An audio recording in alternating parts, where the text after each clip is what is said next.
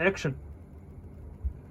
नमस्कार, मैं आरजे आरती रेडियो अड्डा से और आज ट्रेंडी टॉक्स के पहले एपिसोड में आप सबका बहुत बहुत स्वागत है।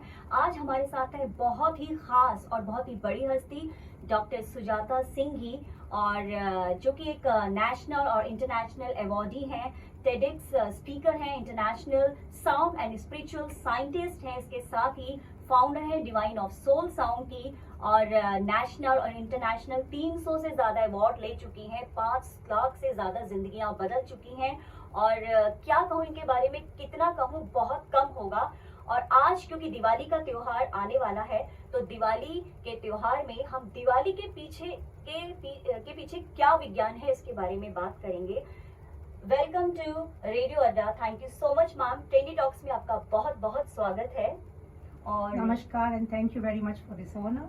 सबसे पहला प्रश्न मेरा, क्योंकि दिवाली आने वाली है और दिवाली के पीछे बहुत सारी मान्यताएं हैं, लेकिन इसके पीछे का विज्ञान क्या है, हम ये जानना चाहेंगे आपसे। बिल्कुल, सबसे पहले तो हमें ये पता है कि हिंदुस्तान में जितने भी त्योहार है ये फुल मून यानी पूर्णिमा के दिन मनाया जाता है, लेकिन दिवाली जो है वो मनाई जाती है अमावस्या की रात, और वो भी अमावस्या ऐसी जो सबसे काली है।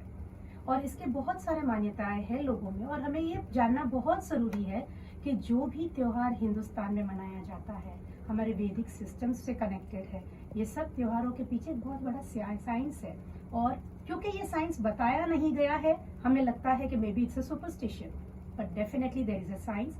And as a sound and spiritual scientist, ये मेरा काम था दुनिया को बताना कि जो हम त्योहार मनाते हैं, भले वो होली हो, दिवाली हो या जितने सारे त्योहार जो है, इन सब के पीछे बहुत बड़ा विज्ञान है।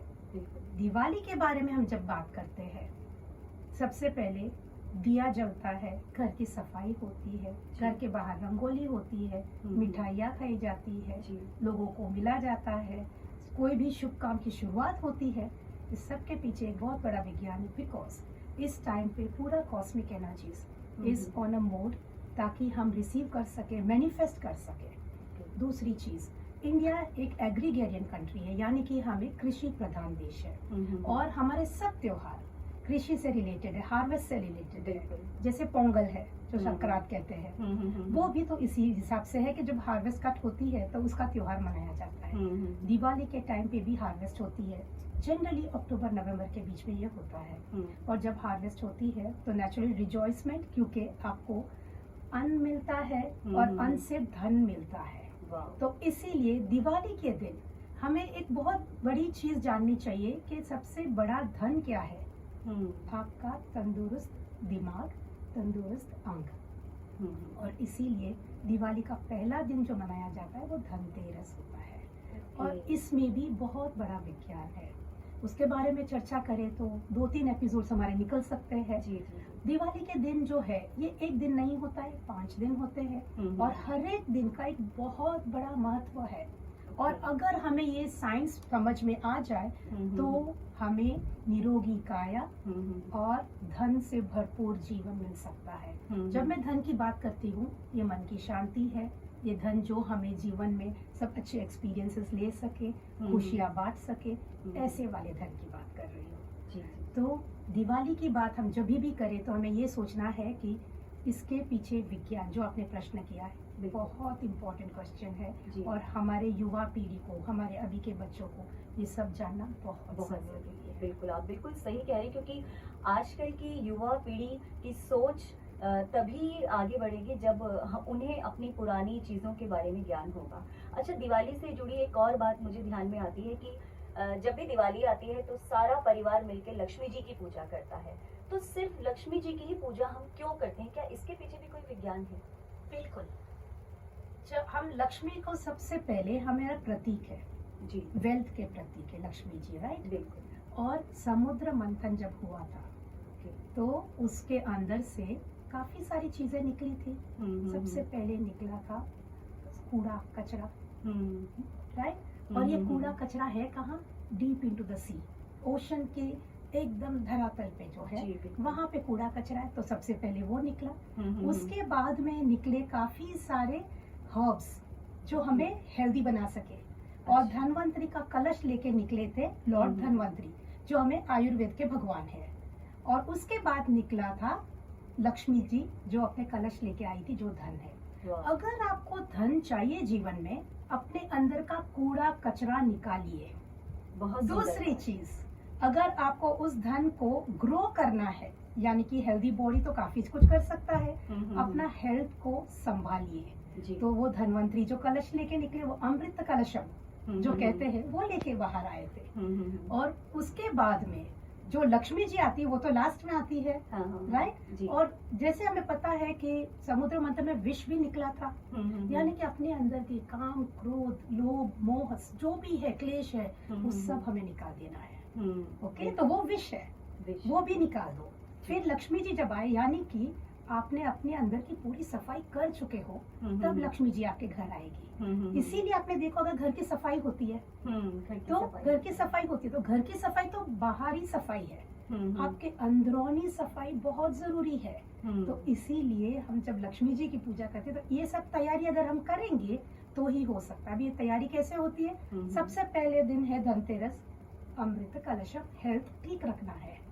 दूसरे दिन बलि पद्यामी, यानी कि जितने भी नेगेटिव से सबको निकाल दो। इसीलिए ये बलि पद्यामी का दिन जो है, या नरक चतुर्थी जो जिसे कहते हैं, उस दिन नाले के बाजू में दिया जला जाता है, क्योंकि जितना भी कूड़ा कचरा है वो स्मूथली जाता रहे, कहीं अटके नहीं। और तीसरे दिन लक्ष्मी जी का आगमन होता है, जो दिवाली होती है। ओके, बहुत खूबसूरत बात। अच्छा मैम, जैसे दिवाली में हम लोग एक दूसरे को या हमारे जो रिलेटिव्स हैं उन्हें मिठाई का आदान प्रदान करते हैं, तो क्या इसके पीछे भी कोई साइंस है?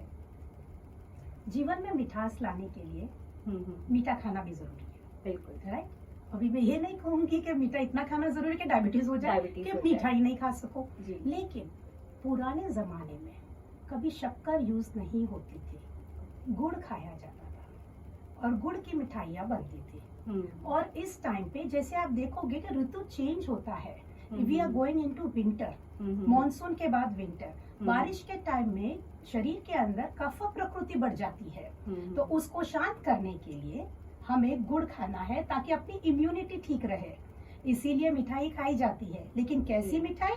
जो गुड़ की बनी हुई गुड़ है। की बनी। और वैसे मिठाई जो अपने खेतों में धान उगता था, अच्छा, उसकी मिठाई बनाते थे। अब वाह। आजकल लोग पता नहीं कहाँ कुछ उग रहा है, उसको लाके मिठाई बनाते हैं, शक्कर डाल के मिठाई बनाते हैं। लेकिन पहले जमाने में खुद के घर में गाय होती थी, उसी का घी, उसी का दूध, उसी का मावा, जो भी है वो मिक्स करके बनाते मिक्स थे। करके। धान जो अपने यहाँ उगता है उसका बनाते थे। इसीलिए ये बेसिकली प्रतीक है कि अपने शरीर को तंदुरुस्त रखे।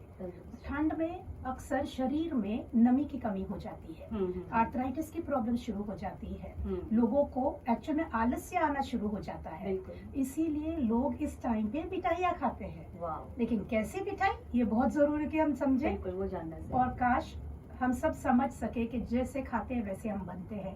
तो इस दिवाली सच पे में। आप सात्विक खाइए, मिठाइयाँ खाइए, लेकिन समझ के खाइए कि आप क्या खा रहे क्या हो, खा रहे हो? कितना खा रहे हो और कब बिल्कुल। खा रहे हो। बहुत सुंदर बात कही मैम ने कि जैसा हम खाते हैं वैसा ही हमारा आचरण होता है, और सच में जैसा हम सोचते हैं उसी से हमारा जीवन चलता है। बहुत खूबसूरत बात और बहुत अच्छी बात है, और इसी तरह की अच्छी अच्छी बातें, स्पिरिचुअल बातें, आध्यात्मिक बातें हम आपके पास लेके आते रहेंगे। सुजाता सिंघी जी के साथ इसी तरह से जुड़िए रेडियो अड्डा के साथ, ट्रेंडी टॉक्स के साथ, और तब तक के लिए आप सभी को दिवाली की बहुत बहुत शुभकामनाएं। नमस्कार। नमस्कार।